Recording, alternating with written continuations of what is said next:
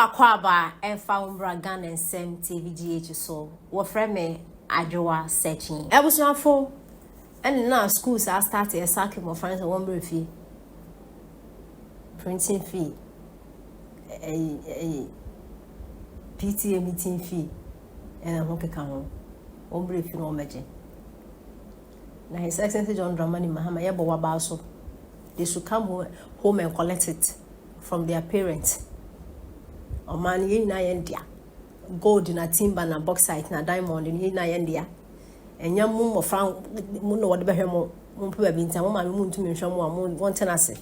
The young cry scan of crying sons you left from your right. So much hacking one moon briefly. Wow, my mean to Mintiano. Rose squat Talibu film. For quite a locate western of a copper a food drop. Locate to western of was now our class of copper traffic vigilant. Go back to traffic. Yes, handkerchief, gum, mokoton. You will chrome here and I bend by na money in the UK. I call the scholarship for her. Talent in a coupon de dear Numunano. And ya bind be or buy ya, Ubehu Ghana for mobile cabranti or the sooty a crack at the address, say her baby. And in Ghana for refuge, NPP are buying useless. Omobombe Ghana for beer. Now, me was all of a said the next NDC for a saint to the Mimentias. Wapam. Who she? I feel an acasina beba. Yet is a course. I mean, she said, or Menua. Sir, and Yama Boba Kosra, if we sign Yamawi. Especially electricity. Especially the electricity. Says you see every 3 months. Okay, says our time now. Now this also no. Now, sir, Jantua. One and a year. Janaya Jantua. PLC. Ten Bia, you be able to know about no better, no Becassa. Near 2 electricity bills, near 2 water bill, no call for chem. No call for chem. Science system, not Sababium. Science system, not Sababium. So Ghana for say this for bus come di mo bia dibi yeah say we are going back to the old system. Say start say electricity na raise na don kwaku for the buy ya obete so 3% de ma ye no obete so start so ma industries no and sabe raise biem see to say na don kwaku for electricity boarding any say dey mo ya babin sarum Y3da and then industries. Manufacturing. Say Nima Boba Kosro papa. Because of this tax now, I say every quarter, 3 months beer. 3 months beer, baby.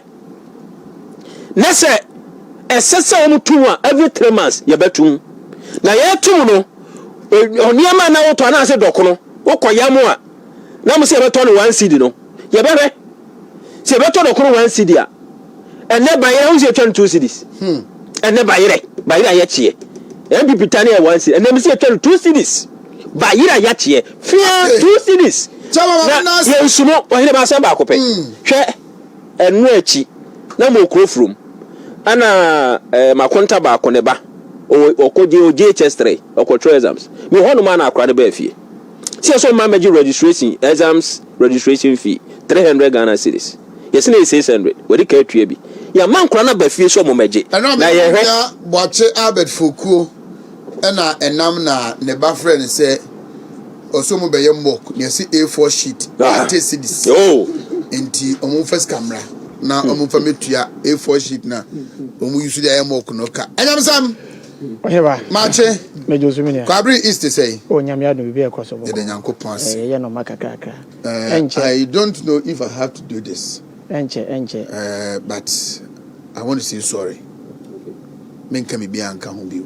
Mate, I just want to say sorry. You want to say sorry, Mate? Mate, yes, be a fatcher me. Mate, send me, and I'm a dear deal. Mate, I appreciate the respect and the love you had for me, that you listened to me. But I'm going to be into fatcher me. Why? Good. A human experience, you know. Yeah. Yes, we learn something from it. Yeah. But that's it. Budget, you know.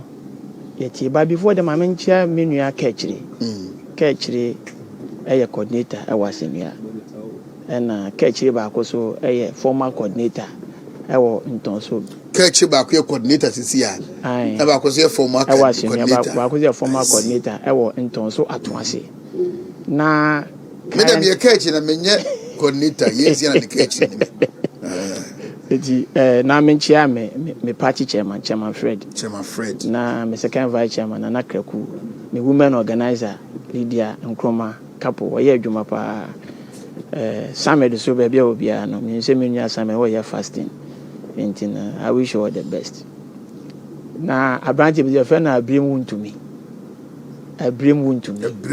or ya that chairman wound to me rough ono sumia Osman baby obia me say mo fasting me wish munya Ramadan Karim ni nua no nkramofo mo ye fasting nyina yemra na woka ho bi wonyene ba ye to obawie ye me kan say o my Ghana etin enche Ghana for be fi Akufo-Addo.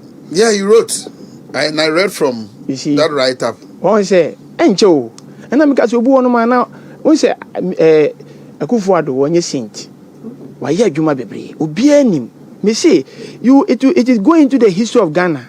Say the best president ever in the history of Ghana Akufo-Addo the opa hwe me say eba ne say o election say anye ye say obi akasa na obi arefi but woni ho no ma nipa bia ne say woni ho no ma na ye kai wo Ghana for be sha sha compare notes who the difference between John Dramani Mahama NDC and Akufo-Addo NPP.